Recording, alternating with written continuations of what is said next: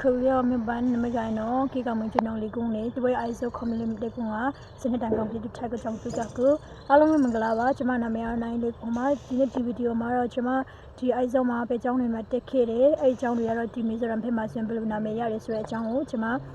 ပြောပြမှာဖြစ်ပါတယ်။ကျောင်းသားတွေအနေနဲ့ကိုတက်ချင်တဲ့ကျောင်းကို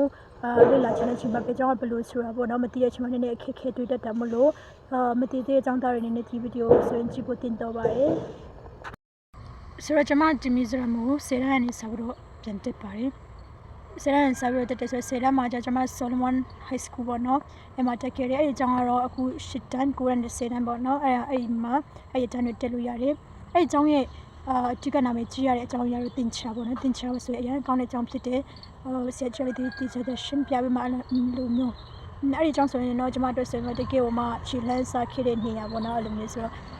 ဘယ်လိုလဲပြောမလဲဆက်စမတွေကောင်းဝင်နဲ့တွေ့ခဲ့ရတဲ့နေရာအဲ့ဒီအကြောင်းမှာဆုံးခဲ့တဲ့ဆက်စမတွေကပဲအခုချိန်တည်းကျွန်မတို့အချမ်းတွေပြီးတယ်ပေါ့နော်အဲ့လိုမျိုးဆိုတော့ကျွန်မတို့တကယ်မှတန်ဖို့ရှိတဲ့အကြောင်းဖြစ်တဲ့နှစ်တိုင်းအောင်ချက်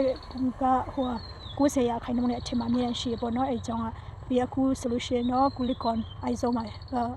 sorry အရင်တော့ Kulikon ISO မှာရှိတယ်အခုကတော့90 ISO မှာပေါ့နော်ရှိတာဖြစ်တယ်အဲ့ဒီအကြောင်းမှာ solution ကသူကတင်ချာဘလောက်ထိတောင်မှသူတို့အပေးပြီးမှလုပ်ပေးတယ်လဲဆိုရင်တင်ချာကြကိုကြားတဲ့အကြောင်းပေါ့နော် document ကိုပြနိုင်လို့ရှိရင်အဲ့ဒီအကြောင်းမှာ admission ဖို့သူတို့ free လုပ်ပေးတယ်ပေါ့နော်အဲ့လိုမျိုးဆိုတော့ပြီးရင်မြန်မာနိုင်ငံကလာတဲ့ကျောင်းသားတွေလည်းရမ်းများတဲ့အကြောင်းမှာဆိုရင်လေအဲ့လိုမျိုးဆိုတော့ပထမဦးဆုံးတက်မဲ့ကျောင်းသားတွေနေဆိုရင်တခြားနေရာတွားလို့ကွာစကားမသိပါမသိနဲ့အဲ့လိုမျိုးနည်းနည်းခက်ဖြစ်မယ်တင်အဲ့ဒီကျောင်းကိုတော့ရွေးချယ်တင်နေပေါ့နော်အဲ့လိုမျိုးဆရာမတ်တက်ခဲ့ကျောင်းတော့ Solomon High School ဖြစ်ပါတယ်ဆက်တဲ့တန်းတုန်းကကျွန်မတက်ခဲ့တဲ့ကျောင်းကတော့ August Higher Secondary School ဖြစ်တယ်အဲ့ဒီကျောင်းမှာ solution နောက်တော့ဖြစ်ကတိကျမတင်နေအဲ့ဒီကျောင်းကတော့တကယ် Mizoram Master Commerce Stream မှာပေါ့နော်အကောင်းဆုံးကျောင်းတစ်ကျောင်းဖြစ်တယ်အမြဲတမ်းတော့ပါရီထွက်တဲ့နေရာပေါ့နော် Commerce Stream နဲ့ဆိုရင်တော့တော်လေးကိုကောင်းတဲ့အကြောင်းဖြစ်တယ်ပြီးရင်အဲဒီမှာscience တို့ commerce တို့ art stream အကုန်လုံးစုံနေပေါ့နော်အဲ့ဒါတော့ higher ဖြစ်တဲ့အတွက်ကြောင့်မလို့7တန်းနဲ့7တန်းပေါ့နော်အဲ့ဒီအကြောင်းမှာတော့ရှိတဲ့အကြောင်းဖြစ်တယ်နှစ်တိုင်းအောင်ချက်ကိုတို့လည်းအများများတယ်98ရာခိုင်နှုန်းတို့99ရာခိုင်နှုန်းအဲ့လိုမျိုးတွေပေါ့နော်နှစ်တိုင်းရတဲ့အကြောင်းဖြစ်တယ်ဆိုတော့ commerce ဆရမ်ပီလို့ဒီမှာဆရမ်ပီတော့လို့ commerce stream ကိုယူမယ်ဆိုရင်အဲ့အကြောင်းကိုတော့လုံးဝရွေးချယ်တဲ့အကြောင်းဖြစ်တယ်လို့ကျွန်တော်တို့ပြောချင်တယ်ပြီးရင်ဗာလဲဒီSolomon မှာတက်ခဲ့တဲ့အကြောင်းသားတွေအနေနဲ့အဲ့ဒီအကြောင်းကိုပြောင်းလိုက်မယ်ဆိုလို့ရှိရင်တို့ uniform အတူတယ်ဆိုတော့ uniform ထက်ကုန်ဆရာမလို့တော့ဘူးပေါ့နော်အဲ့လိုမျိုးဒါပေမဲ့ဒီnet time တို့ခပတ်တို့ဒီဟိုအနွေးချေတို့အဲ့ inchi အဲ့ uniform တွေပဲခွဲသွားတာပေါ့နော်ကျန်တဲ့ဟာတွေရောက်တူတယ်အဲ့ school bag တို့ပါညာတော့အဲ့လိုမျိုးရှိမှာပေါ့နော်အဲ့ဒီအကြောင်းဖြစ်တယ်အခုအဲ့ဒီအကြောင်းရှိနေရတော့တူခွာကလန် ISO ဖြစ်တယ်တူခွာကလန် ISO ပေါ့နော် August Higher Secondary School ဖြစ်ပါတယ်စနေတမှာကျွန်မထပ်ပြန်တက်တဲ့အကြောင်းကတော့ပေါ့နော်Ephraim Higher Secondary School ဖြစ်ပါတယ်အဲ့ဒီကျောင်းဆိုရင်ကျွန်မရဲ့ favorite ကျောင်းလို့တော့ပြောလို့ရတယ်ပေါ့နော်နှစ်တိုင်းမှာတရားရခိုင်နှုန်းအမြဲတမ်းအောင်ချက်ဖြစ်တဲ့ကျောင်းဖြစ်တဲ့10တန်းနဲ့ Senior Board Exam Resolution ပေါ့နော်အဲ့ဒီကျောင်းမှာကျွန်မအရန်ကြိုက်တာလေကျောင်းသားတွေအရန်ကြိုက်ကြတယ်အရန်တော်တော်လေးကိုမတယောက်ချင်းစီတိုင်းကိုလေအဲ့လိုမျိုးအရန်ကြိုက်ကြတယ်တကယ်လို့ဒီ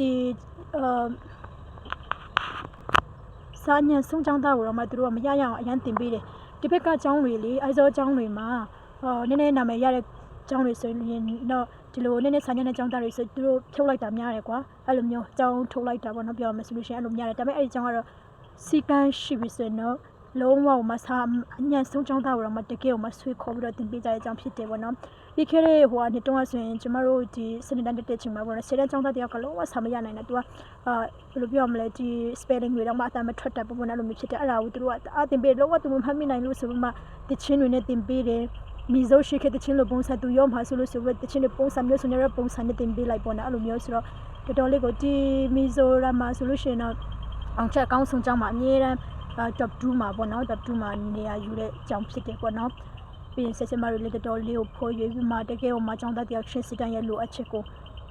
ဒီဘယ်လိုပြောမလဲ CCB တကယ်စိတ်နှလုံးသားနဲ့အဲ့လိုမျိုးကွာကိုเจ้าမလို့ပြောတာမဟုတ်ဘူးကျွန်မတော်တော်လေးချစ်တဲ့အဲ့เจ้าကိုဆိုလေအဲ့เจ้าမှာတော့ board exam တွေမှာအများအားအောင်ချက်ကောင်းတဲ့ကျောင်းသားတွေကိုတကယ်ကြည့်စိုက်တဲ့เจ้าမလို့ဒီเจ้าဆိုရင်10တန်းနဲ့12တန်း art stream ယူမဲ့သူတွေအနေနဲ့ဆိုရင်တော့ရွေးချယ်တဲ့အကြောင်းလို့ပြောချင်ပါတယ်ပြီးရင်အဲ့ဒီเจ้าရှိရနေရတော့ Barbican ISO ဖြစ်ပါတယ် အဲ့ကြောင့်ကတော့9ရန်10ရန်17တန်း12တန်းပေါ့နော်9ရန်နဲ့ဆက်ပြီး12တန်းတရှိရဲဒါပေမဲ့12တန်းမှာတော့art stream တခုထည့်ပဲရှိရပေါ့နော်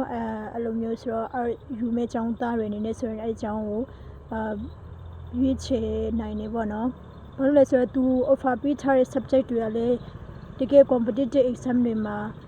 အသုံးပြန်ဝင်မဲ့ subject တွေပေါ့နော်အဲ့ဒီဟိုတွေဖြစ်တယ်compulsory အနေနဲ့ art stream မှာယူရတဲ့ဟာကြတော့ Mizo English Political Science Education ပေါ့နော်ဒီလေးဘာသာကိုတော့compulsory နေယူရတယ်ပြီးရင် economics နဲ့ geography history ဒီသုံးဘာသာကိုတော့ထည့်ရပေါ့နော်ကိုကြိတ်တဲ့ဘာသာကိုရွေးလို့ရတယ်ခုကျွန်မပြောပြသွားတဲ့အကြောင်းအရာတွေကတော့ကျွန်မတက်ခဲ့တဲ့အကြောင်းတွေအကြောင်းပေါ့နော်